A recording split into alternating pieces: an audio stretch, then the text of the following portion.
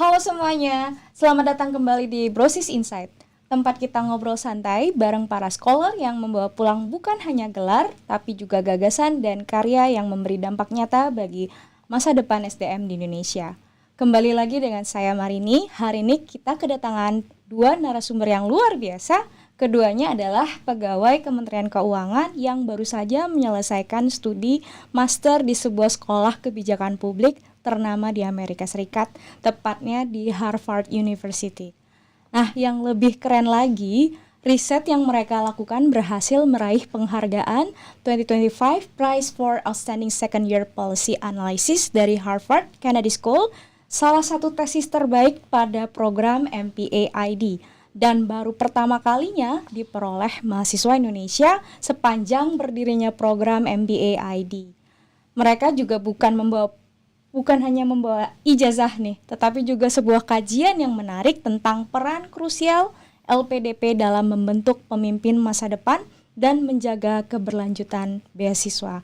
Lewat risetnya ini, mereka berdua mengajak kita melihat sisi lain dari beasiswa, bukan hanya soal angka dan dana, tapi tentang bagaimana investasi pendidikan ini bisa melahirkan perubahan nyata bagi bangsa. Baik, mari kita sambut narasumber kita hari ini, Mbak Reni Windari dan Mas Ian Nurseto. Halo Mas. Halo Mbak. Halo Mbak. Oke, selamat datang di Brosis Insight. Gimana kabarnya hari ini Mas Mbak? Sangat luar biasa. Sangat happy. Sangat happy, makasih. Oke, mungkin boleh perkenalkan diri dulu secara singkat. Siapa sih sosok Mbak Reni dan Mas Ian? Ya, halo Mbak, salam kenal. Aku Reni, nama lengkapnya Reni Windari. Saat ini bertugas di Biro Umum Sekretariat Jenderal, tapi aku masih menjalankan program re-entry nih di Direktorat Pinjaman dan Hibah DJPPR. Kemarin kuliah dengan beasiswa Ministerial Scholarship Angkatan 2, jadi terima kasih BPPK sudah mendukung saya sekolah Terima kasih S2. BPPK dan Kementerian Keuangan ya. Iya. Oke, kalau Mas Ian gimana? Saya sendiri nama Ian Nurseto, sering dipanggil Ian. Kebetulan sekarang bertugas di Direktorat Potensi Kepatuhan dan Penerimaan. Untuk secondment saya di Direktorat Keberatan Banding, DJP sendiri. Kemarin S2 memakai LPDP itu tahun 2022 kalau nggak salah. Di program sama dengan Mbak Reni di MPA-ID International Development. Keren banget ya berdua ini. Oke Mbak Reni dan Mas Ian, kalian berdua sama-sama menempuh pendidikan di Harvard Kennedy School. HKS ini kan dikenal sebagai kawah candra di muka para pembuat kebijakan nih. Bisa diceritain sedikit nggak gimana sih sistem perkuliahan di sana dan apakah memang benar-benar seintensif itu ya kayak kuliahnya? Gimana Mbak? Mungkin kalau MPA-ID itu terkenal dengan program yang crazily intensif Mbak. Jadi orang-orang tuh bilang tuh kayak program nggak didesain untuk punya weekend. Jadi orang-orang bule itu bilang kalau program ini tuh seminggu 9 hari itu perfect program. Tapi saking kalau nggak ada full ya 7 hari. Terus itu deadline-nya hampir 4 sampai 5 ya. Ya, setiap minggu. Satu semester itu bisa berapa kredit Mas? Around 24 kalau nggak salah atau 20-24 lah. Itu 6 mata kuliah lah sekitar segitu. Dan satu mata kuliah sekitar 3 sampai 4. Tapi mayoritas 4. Keren banget. Dan tahun pertama itu 24 kredit dalam satu semester ya, itu crazy sih. Minimal lulus itu 76 kalau nggak salah ya. Ya, 76 kredit minimalnya. Total untuk lulus. Tahun pertama itu kita tahun core, jadi udah di set up sama kampusnya kalau kamu Conditional gitu ya? Iya. Kayak kamu tuh nggak ada opsional untuk menolak mata kuliah ini. Jadi mostly itu heavily on matematik banget kayak makro, mikro, ekonometrik itu. Jadi orang-orang yang semuanya dijadiin satu di satu semester dan itu semuanya. Jadi yang orang yang belum punya ekonomi mikro itu agak seperti saya itu kurang scope, harus catch up lebih banyak untuk mengikuti program tersebut. Jadi emang harus extra effort, makanya weekend tuh hampir mungkin agak susah. Jadi tahun kedua baru bisa enak tuh ada elective course, kita bisa memilih kampus sesuai minat kita. Dan paling kita bisa cross track ke kampus lain seperti bisa ke kampus lain ya kayak MIT gitu ya. Selain itu juga selain program yang intensif, kita juga ada kewajiban magang nih Mbak di akhir tahun pertama. Biasanya ini pas summer.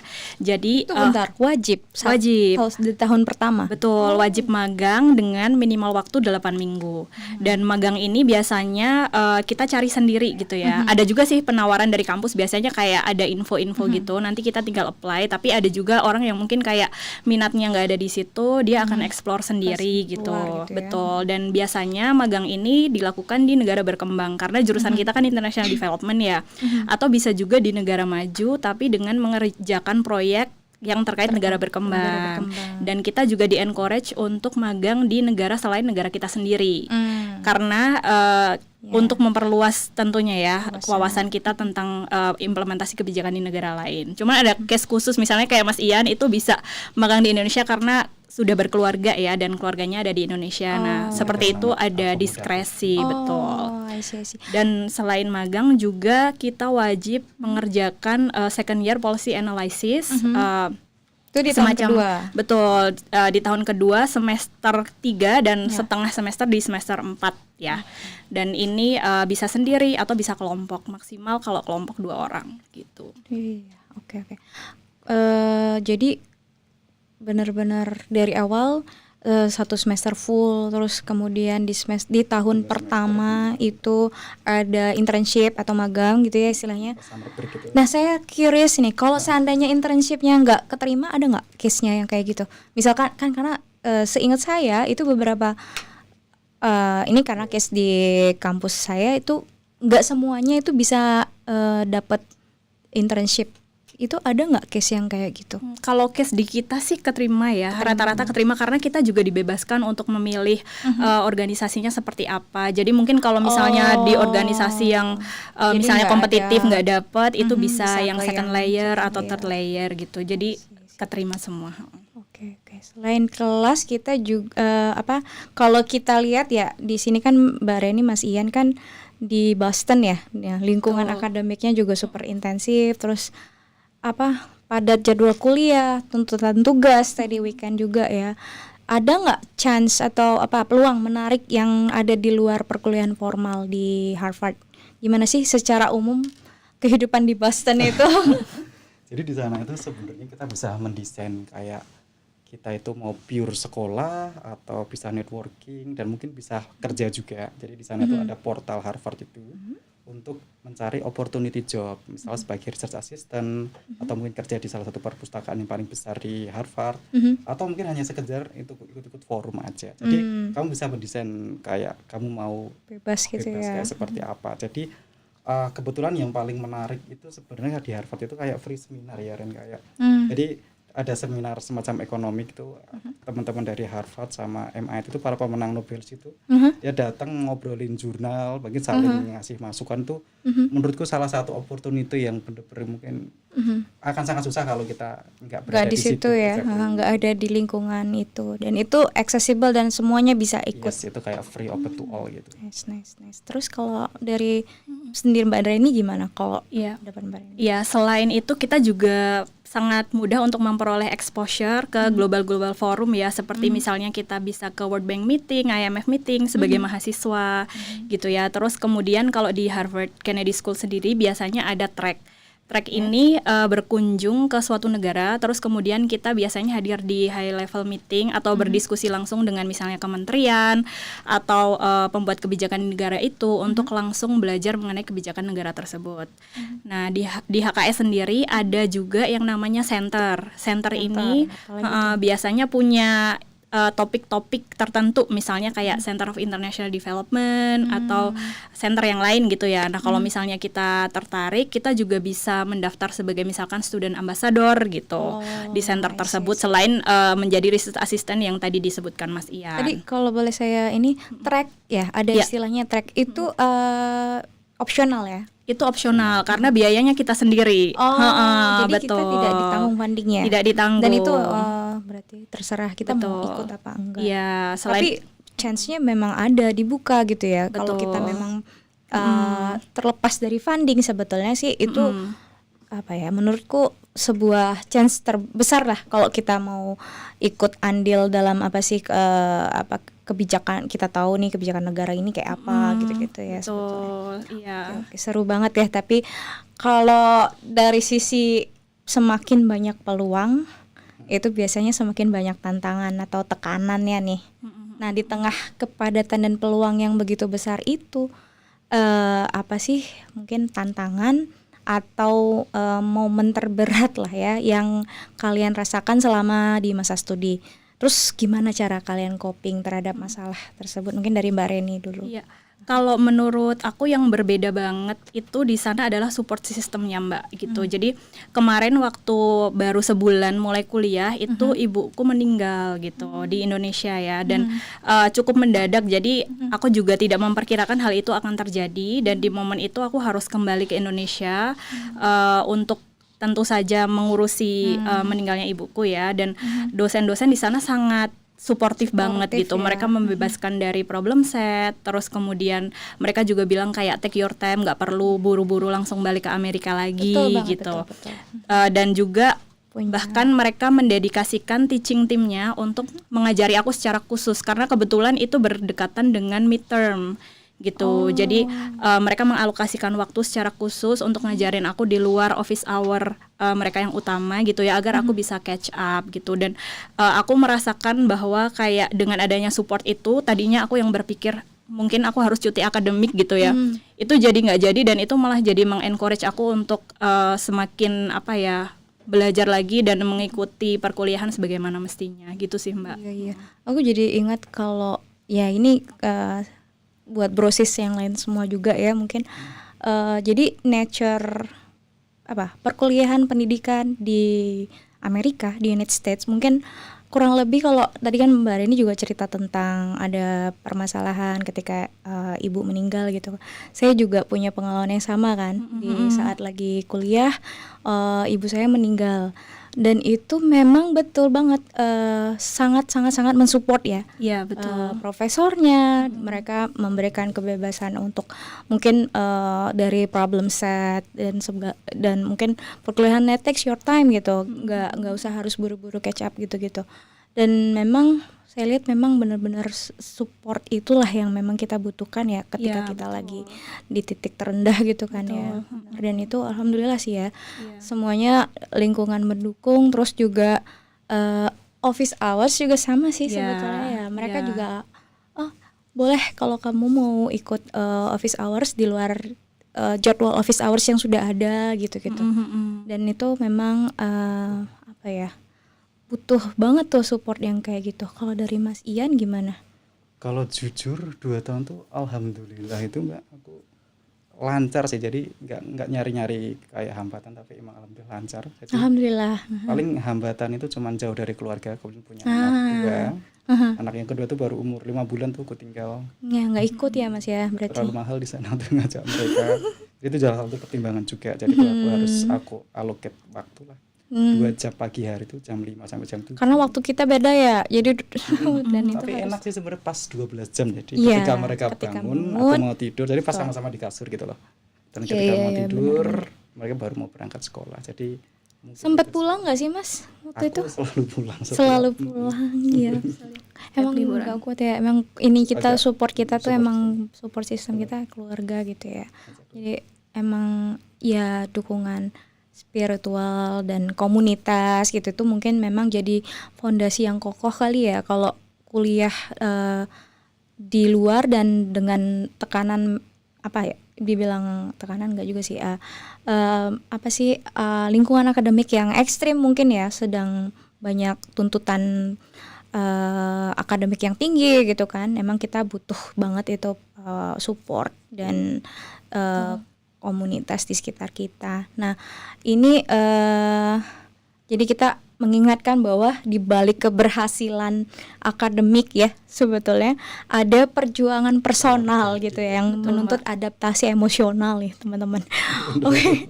Jadi sebelum ke diskusi tentang risetnya Mbak dan Mas, ini paper kalian ini sempat mendapatkan penghargaan ya. Mungkin boleh diceritain dulu tuh penghargaan kompetisinya seperti apa dan pengalaman ikut seperti apa di dalamnya. Ya, jadi sebenarnya memang itu bukan kompetisi, tapi di jurusan kita itu setiap tahun ada penghargaan untuk Outstanding SAIPA atau Second Year Policy Analysis. Nah, di jurusan kita itu SAIPA akan dibagi menjadi 3 section, tergantung dari topiknya. Yang pertama, apakah itu menyangkut macroeconomics, yang kedua itu applied economics, yang ketiga itu development secara umum. Nah, kebetulan untuk kita itu masuknya ke applied microeconomics ya gitu. Dan setiap masing-masing section itu akan ada best atau outstanding SAIPA-nya gitu. Jadi kita jadi adalah setiap section ya. betul. Jadi setiap section seperti itu. Ada lagi mungkin Ini menyambung dari Reni. Jadi kenapa kita memilih itu tuh sebenarnya karena emang LPDP itu salah satu yang benar-benar katalis lah untuk melakukan pembangunan pendidikan di Indonesia. Dan kita tuh curious terkait sebenarnya dampak selama 10 tahun itu seperti apa. Apakah dengan mengirimkan orang ke berbagai benua itu ada significant different atau enggak. Jadi apakah worth ngirim ke luar negeri atau enggak. Itu kan basic policy question ya. Jadi kita tertarik banget di situ. Dan alhamdulillah mendapat support dari LPDP juga. Jadi kita selain mengakses economic impact. Alasan kenapa memilih topik ya berarti ya Mas ya. Berarti emang secara apa sih LPDP itu emang katalis banget ya kalau kita meneliti tentang itu, memang banyak banget ke belakang ya ininya, efeknya. Tadi kalau Mbak Reni untuk topik juga sama ya kurang lebih ya. Iya, mungkin nambahin sedikit ya. Untuk topik itu kita memang melihat LPDP ini secara keberlanjutan finansial sedang mengalami tantangan ya, karena dari 2023 LPDP itu sudah mulai menggunakan surplus. LPDP kan membiayai pendidikan dengan hasil investasinya ya. Tapi kalau kita lihat dari 2023 hasil investasi tahun berjalan itu tidak cukup untuk memenuhi kebutuhan pendanaan layanannya di tahun tersebut gitu. Jadi sudah mulai menggunakan saldo anggaran lebih dari tahun-tahun sebelumnya. Nah, kita penasaran nih, seperti yang Mas Ian bilang tadi, kalau dari sisi outcome mungkin kita bisa melihat ya, apa sih strategi yang diperlukan oleh LPDP untuk misalkan menggeser-geser nih biar semakin banyak mengirim tapi kualitasnya tetap bagus dengan adanya keterbatasan finansial tersebut gitu. Jadi memang kita lebih banyak membahas strategi keberlanjutan finansial untuk LPDP. Oke, menarik banget ya. Jadi kalau boleh saya rangkum sedikit ya, mungkin sebenarnya kalian berdua ini ingin memastikan bahwa program beasiswa yang ada di LPDP ini bukan hanya sustainable dari sisi pendanaan, tapi juga sustainable dari sisi dampak jangka panjangnya bagi Indonesia. Nah, tadi Mas Ian juga ada sempat ngomongin impact gitu ya, economic impact, mungkin non economic impact. Jadi kayak apa sih, ada 2 sisi, dari secara ekonominya apa, secara non ekonominya apa. Jadi artinya tuh beasiswa itu bukan cuman kayak berapa banyak orang yang bisa berangkat, tapi juga apa sih yang mereka bawa pulang gitu kali ya untuk bangsa setelah selesai studi gitu kan ya. Jadi itu tadi udah kenapa topik yang diambil itu, terus keren banget ya sebenarnya.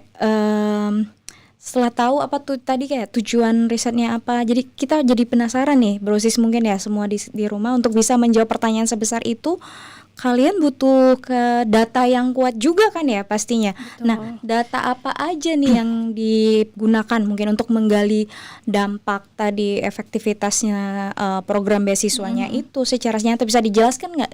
Mungkin secara simpel aja mungkin ya. Iya, jadi kita memang menggunakan kombinasi data kualitatif dan kuantitatif. Kayak mixed method. Mixed method. Nah, untuk kualitatif kita peroleh dari wawancara. Nah, wawancaranya ini dengan bermacam-macam stakeholder ya tentunya, kayak misalnya dengan manajemen LPDP sendiri, kemudian stakeholder LPDP yaitu kementerian-kementerian yang didanai oleh LPDP, misalnya Kemendikti-Saintek, terus kemudian Kemenak atau Kementerian Agama, kemudian dari yang memberi dana abadi ke LPDP nih dari DJKN gitu sebagai perwakilan Bendahara Umum Negara. Kemudian kita juga melakukan benchmarking kepada beasiswa lain yaitu AAS dan juga beasiswa PSC di Singapura.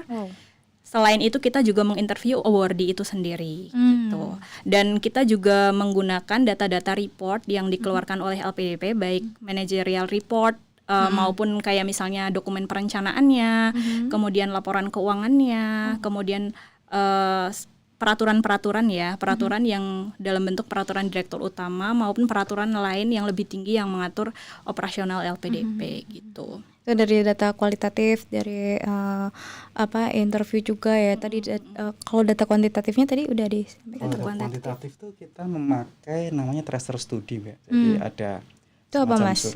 Tracer study setelah kamu selesai beasiswa, kemudian selang berapa tahun tuh 5 atau 6 tahun, itu kan ada biasanya survei dari LPDP tuh. Untuk mengisi sekarang kamu posisinya gimana, income kamu berapa. Nah, ini kita pakai datanya, terus kita kemudian sandingkan dengan data ketika mereka mendaftarkan tuh ada data tuh kayak nama, KTP, berapa sih penghasilan parental income atau keluarga kita, penghasilanmu dan posisimu. Jadi kita memakai data kuantitatif itu, jadi sekitar hampir 8.000-an data individual level data itu lumayan, itu sangat-sangat bagus. Banyak yang bagus juga ya. Dan itu semua ngambil dari akses datanya dari LPDP. Jadi kita literally karena datanya jadi kita dan bisa ditracer per orang dan juga bisa ditracing mereka tuh kuliah di mana, ngambil jurusan apa, terus setelah pulang berapa, apa terus gitu ya, kayak jobmu sekarang levelnya apakah middle, upper atau pensiun, ada semua. Jadi kita proyeksikan itu, ya udah itu kok ini menarik banget nih ya. Menarik Jadi banget. itu data kuantitatifnya jadi dikombin dengan data kualitatif sama report dari LPDP, tercegitulah. Datanya jadi emang lengkap banget, dan dari cerita di lapangan sampai ke angka-angka hasil pelacakan alumni gitulah ya kurang lebih. Iya, betul. Nah, terus sekarang saya jadi makin penasaran nih. Setelah semua data itu terkumpul, kemudian apa sih tantangan berikutnya kan gimana menganalisis supaya bisa menghasilkan menjawab pertanyaan riset kalian dengan tepat. Metode apa sih yang digunakan mungkin ya untuk mengolah informasi tadi sampai menjadi sebuah analisis yang kuat dan bisa dipertanggungjawabkan kira-kira. Iya, tapi sebelum berbicara data dulu, aku pengen cerita bahwa untuk kita bisa memproses data tersebut atau bahkan untuk memperoleh data tersebut, kita terlebih dahulu harus mendapatkan persetujuan dari ethical board di Harvard, karena penelitian kita ini terkait human subject ya gitu. Jadi bahkan kita itu tidak boleh mengirimkan surat ke LPDP untuk meminta data sebelum kita mendapatkan persetujuan dari ethical board tersebut gitu. Jadi kita baru memproses semua itu atau memperoleh semua itu setelah kita mendapatkan persetujuan dari ethical board. Kalau untuk kualitatif data sebenarnya kita ya melakukan desk evaluation gitu ya, misalkan membandingkan kebijakan LPDP dengan implementasinya dan juga melakukan pendalaman ke manajemen juga, karena kan kadang mungkin dalam implementasi kalau kita hanya lihat dari laporan itu kita tidak bisa membaca halangan atau dinamika di lapangan itu seperti apa. Jadi kita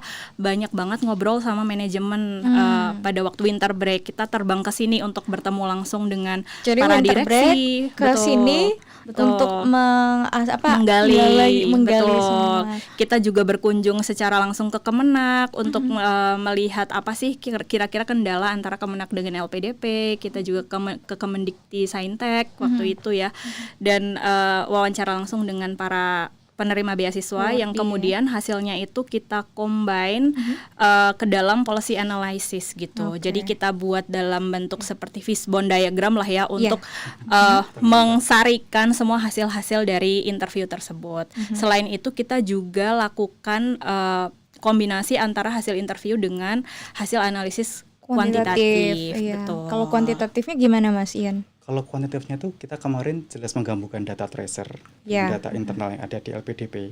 Jadi kita track itu Mbak di variabel-variabel, kan ada income, ada job position, even ada social activity, sama kamu tuh punya patent atau enggak, atau copyright. Jadi kita proksikan itu sebagai economic return sama namanya social return. Ya. Jadi kita selain mengevaluasi economic outcomes, juga mengevaluasi social outcomes, ini kita namakan aggregate outcomes. Itu berdasarkan variabelnya, kemudian kita combine ke dalam basic model econometric. Jadi sebenarnya dasar kita tuh semula tuh mau kuasi eksperimen. Ya sorry agak teknikal ya. Gak apa-apa Mas. Ya. Itu proses di sini jadi kepikiran itu apa nih kuasi eksperimen itu apa ya? Ya mungkin bisa dijelaskan secara sederhana apa gitu kan? Jadi secara sederhana itu kita ingin membandingkan orang yang menerima LPDP dengan orang yang tidak menerima LPDP tapi mereka tuh comparable. Jangan-jangan orang-orang punya kemampuan yang sama. Yang satu dapat nasib dapat LPDP, satu enggak. Ada perbedaan di sini. Jadi kita ingin melihat apakah ada namanya causal impact lah. Kalau Mbak kemarin juga udah Causal kasih impact. tahu berapa sih sebenarnya causal impact dari ini. Jadi kita standarnya itu kuasi, kemudian kita lihat datanya itu ternyata kita bisa mendapatkan ini tapi dengan sedikit effort. Yeah. Tapi akhirnya kita memutuskan untuk memakai namanya regresi OLS. Iya. Karena kita sangat susah mencari WP ke WP dari Correlation ya. Jadi akan sangat susah mencari awardee yang enggak awardee sih, sama pengapply beasiswa di track katakanlah 4 sampai 5 tahun. Betul. Tapi dia enggak dapat beasiswa. Jadi Yeah. itu kan cuma mengetrack orang yang punya beasiswa itu. Jadi Yeah. orang-orang yang nyaris keterima itu ya Gak belum bisa. sempat aja di trace Iya. atau lakukan tracking. Next Jadi, mungkin bisa ya. Iya. itu salah satu opportunity untuk Untuk itu ke lebih depan. oke lagi. Iya, betul menarik Seperti sekali itu. ya metodenya. Jadi yang digunakan. Jadi nggak berhenti hanya di pengumpulan data, tapi juga diolah dengan pendekatan yang komprehensif tadi, mulai dari wawancara, benchmarking secara internasional ke AAS ya tadi ya. Iya, sama Terus Singapura. sampai analisis statistik untuk memastikan memang hasilnya itu bisa dapat dipercaya.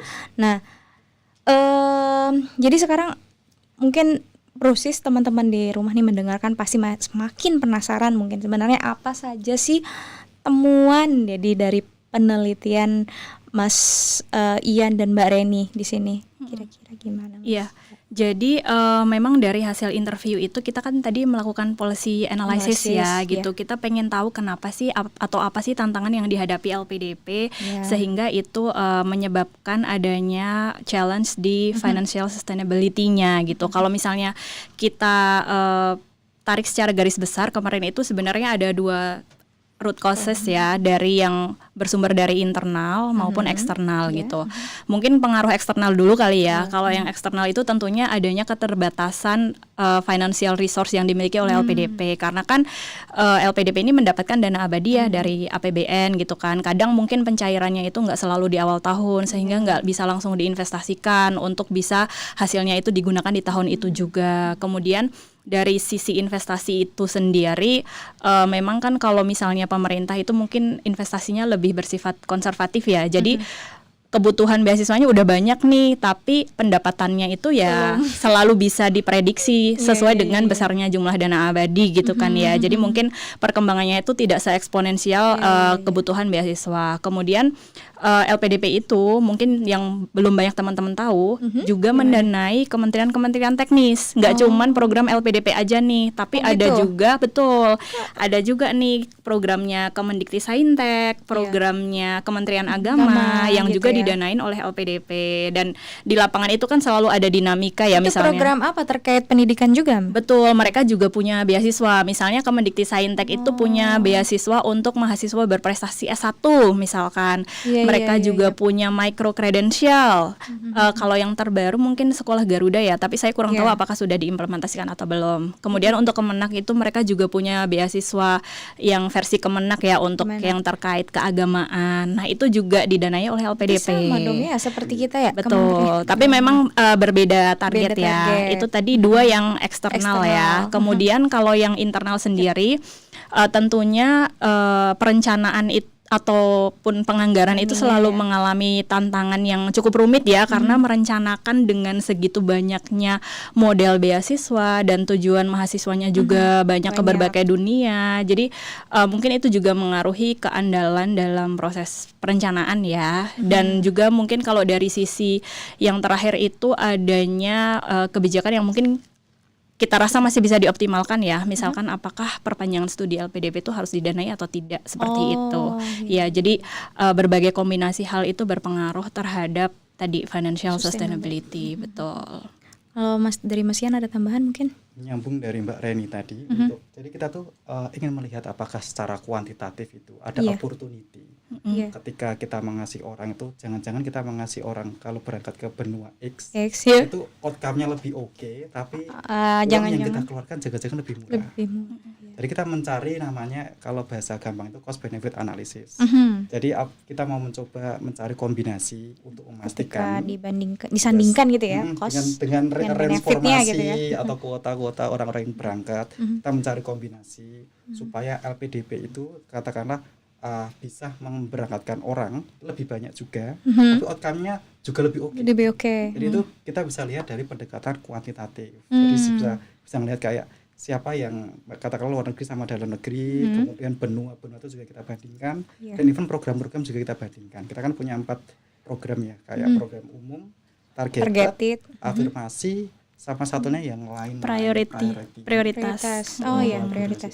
Ya. Seperti itu. Jadi kita fokus ke 3 ini Mbak, karena ini kan namanya native program kalau di LPDP ya. Jadi tadi umum, Umum, targeted, targeted, Afirmasi. Prioritas itu kita masukkan ke targeted. targeted. Karena nggak begitu banyak. Jadi kita bisa melihat secara angka, secara kan biasanya kalau ada data itu lebih aku yakin lah Iya. Jadi ini nih kalau kamu berangkatkan ke Based on negara data ini, gitu ya. Jadi Harvard Kennedy School itu kan selalu motonya policy based evidence. Iya, policy based evidence. Harus ada ya, evidence mungkin di yang Cornell robust juga kayak gitu ya, Mbak. Sama. Kalau itu emang kayaknya semua yes. riset ya. Jadi dari hasil analisis ini bisa kita lihat ya tantangan tadi yang dihadapi tidak hanya bersifat dari faktor internal tetapi juga dipengaruhi oleh faktor eksternal ya tadi ya Mbak Reni ya. Artinya memang untuk memastikan program beasiswa itu tetap relevan dan memberikan dampak yang optimal, sebenarnya diperlukan langkah-langkah yang strategis yang sifatnya itu antisipatif lah untuk sekaligus adaptif mungkin ya terhadap kondisi yang sedang berkembang saat ini. Nah, berdasarkan temuan tadi, apa sih langkah kunci yang mungkin kalian sarankan atau di policy recommendation-nya agar program beasiswa ini tuh dapat semakin kuat dan mungkin bisa berdampak lagi di masa depan? Mungkin bisa mungkin di elaborate. Kalau kemarin itu kita kan membagi policy recommendation itu ke core policy recommendation sama complementary policy recommendation. Jadi kita ada satu flagship policy recommendation. Habis itu kita paketkan untuk mengenhance ini itu ada paket selain itulah. Jadi yang core policy recommendation itu namanya recalibrating scholarship allocation. Jadi dengan mengesif ke salah satu benua, kalau enggak mengesif orang dari satu program ke program yang lain, kita tuh dapat suatu angka yang itu tuh benar-benar bisa meningkatkan outcome baik secara ekonomik dan agregat, tapi dengan malah juga dengan menurunkan cost-nya. Jadi itu namanya recalibration ya. Scholarship recalibration. Kalau untuk complementary Mbak Reni gimana Mbak? Kalau mungkin kalau komplementari kita lebih fokus ke penguatan institusional ya. Jadi seperti yang sudah kita bahas tadi, impact evaluation yang kita buat itu masih berupa prototype ya, karena datanya kan juga terbatas, hanya 8.000 data. Nah mungkin untuk kedepannya kita juga menyarankan nih ke LPDP untuk memperkuat impact evaluation-nya agar bisa didisagregasi lebih detail lagi. Kalau kita kemarin itu agregasinya berdasarkan misalkan benua dan jenis beasiswa, mungkin LPDP dengan impact evaluation yang lebih komprehensif itu bisa disagregasi bahkan di level universitas gitu misalkan. Universitasnya gitu. Ya, dan tentunya untuk itu juga bisa misalkan bekerja sama dengan DJP ya untuk pertukaran data gitu kan. Pertukaran data nih Mas. Pertukaran data untuk bisa mengetrack income-nya sampai dengan jangka panjang gitu misalkan. Terus selain itu kita juga menyarankan misalkan LPDP itu semakin memperkuat nih pendanaan yang bersumber dari kolaborasi eksternal. Kalau sekarang LPDP sudah ada misalkan beasiswa co-funding dan lain sebagainya. Kalau di Harvard kemarin kita tanya juga kalau negara-negara lain tuh seperti apa sih kerjasamanya gitu kan dengan Harvard. Ternyata mereka menanamkan sebagian dana ke Harvard gitu. Jadi itu misalkan dimasukkan ke Harvard Kennedy School gitu ya. Khusus ke sana. Betul. Kemudian dananya itu dapat diinvestasikan. Hasil imbal baliknya. Jadi dari negara let's say A itu ke Harvard Kennedy School. Kemudian itu kan masuk sebagai dana investasinya Harvard gitu ya. Kalau dibandingkan hasil investasinya memang lebih besar gitu kan. Dan itu kan juga memitigasi risiko kurs gitu ya.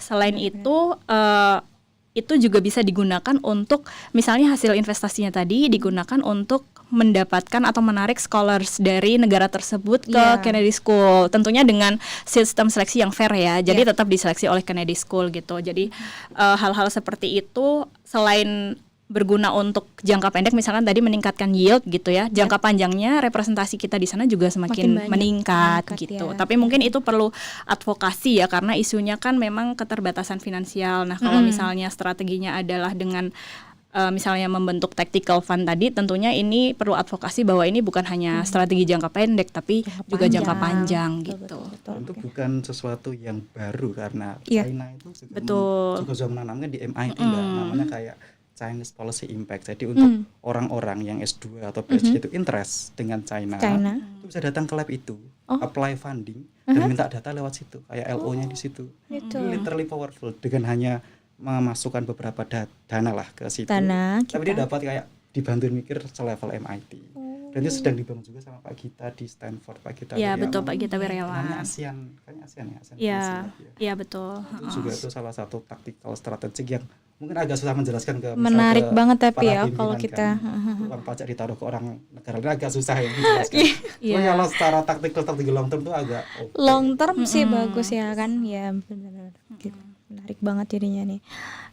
Oke, selanjutnya kita jadi mungkin kita ini dulu ya. Jadi tadi kan tidak hanya fokus pada penguatan dampak beasiswa, tapi juga ada fondasi kelembagaan yang institusional yang kokoh untuk jangka panjang gitu ya Mbak. Nah seperti mungkin riset-riset kebijakan lain mungkin ya, biasanya selalu ada ruang untuk mengeksplorasi lebih jauh ke depan gitu kan. Jadi penting nih untuk memastikan penelitian terus relevan dan dapat menyesuaikan dengan kondisi dinamika yang berkembang saat ini dan dari waktu ke waktu. Nah, saya ingin tahu nih gimana dalam proses penelitian kalian apa saja mungkin keterbatasan atau limitation yang ditemukan dan peluang apa sih nanti untuk terbuka yang buat penelitian selanjutnya. Mungkin dari Mbak Reni dulu. Ya, ini tentunya pertanyaan yang sangat relevan ya, karena avenue dari riset kita itu sangat masih terbuka lebar. Kalau misalnya teman-teman nanti ada yang tertarik untuk meneliti tentang beasiswa gitu ya. Jadi kalau kemarin itu kita memang bahasnya hanya beasiswa yang dijalankan oleh LPDP. Tapi kan tadi seperti saya sebutkan masih ada Kemendikti-Saintek, masih ada Kemenak yang juga di bawah pendanaan LPDP. Itu belum kita eksplor sama sekali nih. Jadi gitu betul. Jadi masih bisa dieksplor. MINS juga bisa. Betul, MINS juga bisa gitu. Kementerian Keuangan. Betul sekali.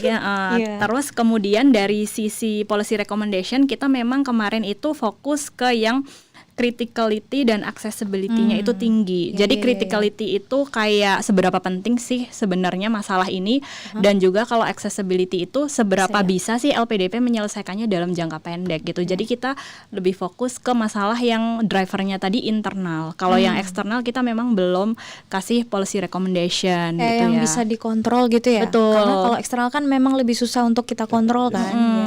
Jadi dari sisi scope itu masih terbatas ya. Jadi masih bisa dieksplor oleh mungkin peneliti-peneliti lain atau teman-teman lain bisa yang melanjutkan gitu. Ya kan, betul.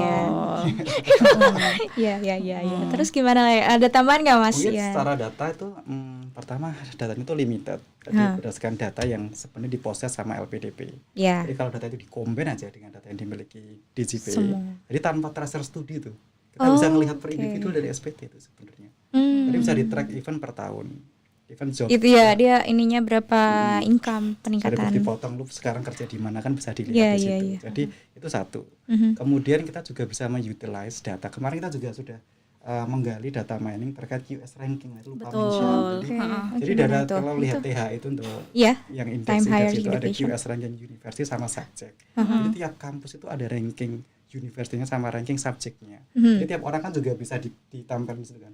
Orang yang kuliah misal di Eropa dengan ranking kampus segini, ada quantify-nya itu sama subjeknya. Jadi kita bisa memanfaatkan itu lebih jauh lagi. Kemudian combine dengan data DJP atau enggak combine dengan data tracer yang lain. Jadi kita ngetes nih orang yang sebenarnya hampir lulus sebagai control group bahasa gampangnya, itu yang limitation data. Yang kedua nih kemungkinan karena data yang kita pakai itu terbatas hanya untuk analisis korelasi. Jadi kita ngasih semacam limitation di tesis kita itu kalau itu correlation not causation. Jadi kalau untuk di level causation itu harus kayak semacam RCT kalau enggak kuasi. Kita start di situ, tapi ada possible improvement untuk bisa nanti ke depan. Sangat terbuka lebar dan mungkin dengan sedikit sentuhan itu bisa jadi yang robustness-nya oke. Mungkin kalau RCT bisa ini kali ya. Mungkin sempat diskusi dengan salah satu profesor ya Mbak di Harvard, Remahana lah sering advisor kita.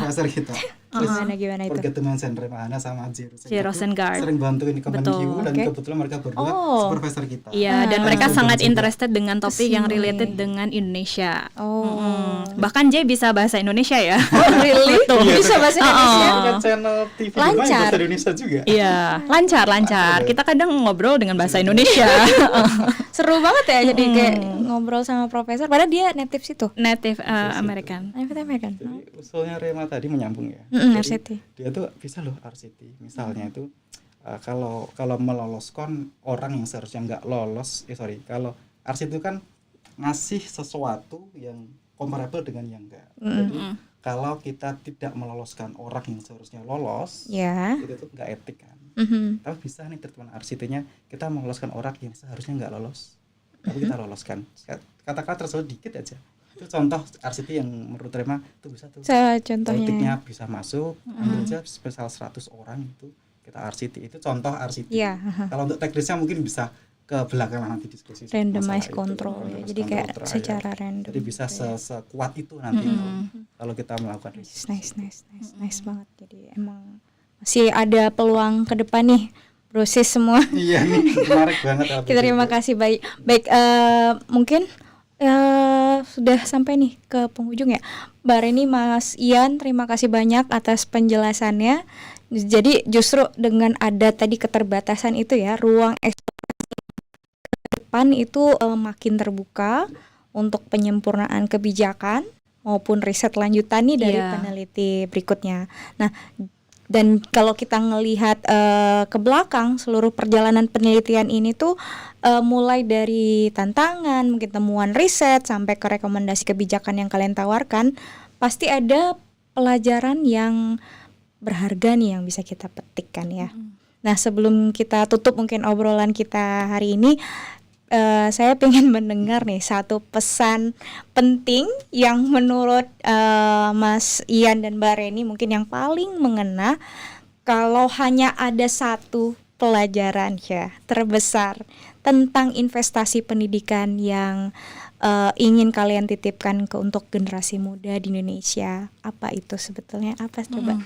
Kalau aku kebetulan karena aku awardee juga ya Mbak. Iya, Jadi kalau aku sih refleksinya adalah apa sih sebenarnya purpose kita kuliah? Jadi kayak kembali ke our why gitu. Why, Purpose kita big tuh why, apa? mau ngapain Hal yang ya? kita pedulikan itu apa gitu. Jadi mungkin ini perjalanannya tidak hanya terkait perjalanan tesis ya, tapi perjalanan kuliah secara umum ya. Kalau aku memang ketertarikannya adalah di education gitu ya, sehingga sebisa mungkin juga di sana itu mengambil topik-topik yang terkait gitu ya, education dan public finance gitu.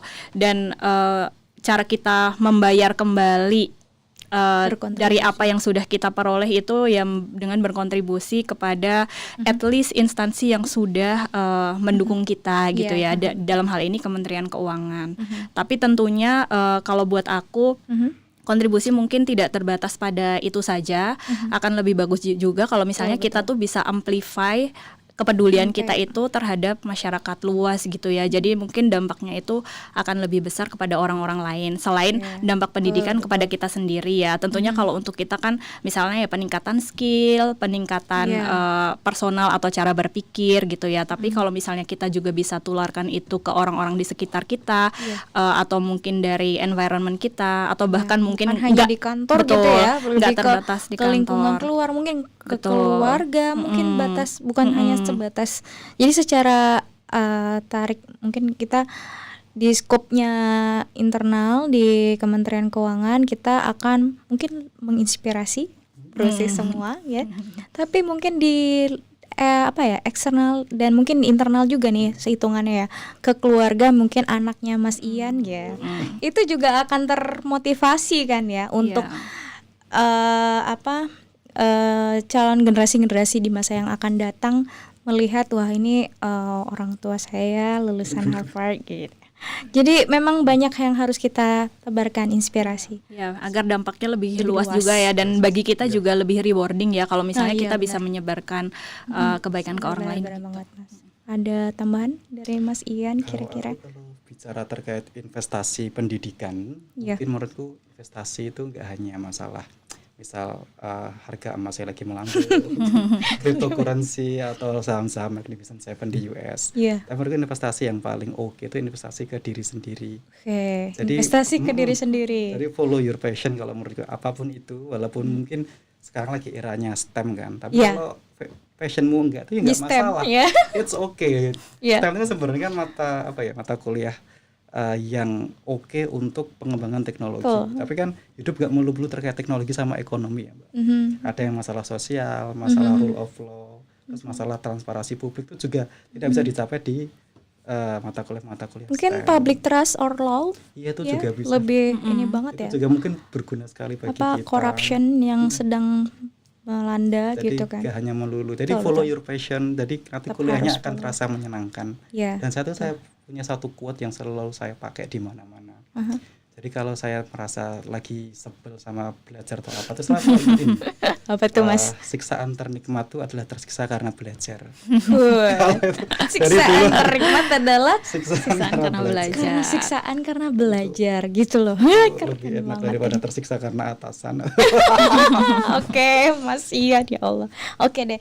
Oke, terima kasih banyak Mas Ian dan Mbak Reni atas wawasan yang mencerahkan pada hari ini. Brosis, itulah obrolan kita yang inspiratif banget hari ini bersama Mbak Reni dan Mas Ian dari Harvard Kennedy School. Jadi kita belajar bahwa beasiswa itu bukan hanya soal berangkat kuliah ke luar negeri, tapi tentang bagaimana ilmu dan pengalaman itu kembali dan diolah menjadi kontribusi nyata untuk kemajuan bangsa.